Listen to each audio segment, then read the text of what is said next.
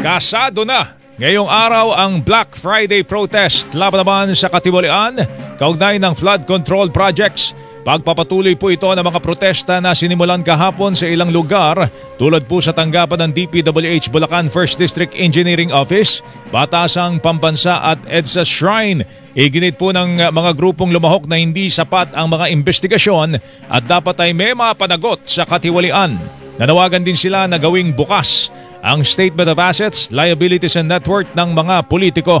Sinabi pa ng mga rallyista na kailangan magkaroon po ng moral urgency at nagkakaisang aksyon sa mga nangyayari naman ngayon.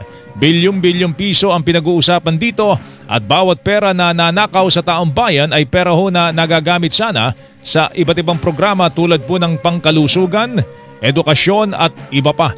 Ngayong araw at sa Sabado, isasagawa po ang mga kilos protesta sa EDSA Shrine at People Power Monument at ilang pang mga lugar. Ayon po sa nagkaisang Labor Coalition, magsasagawa rin sila ng mas malaking kilos protesta sa September 21.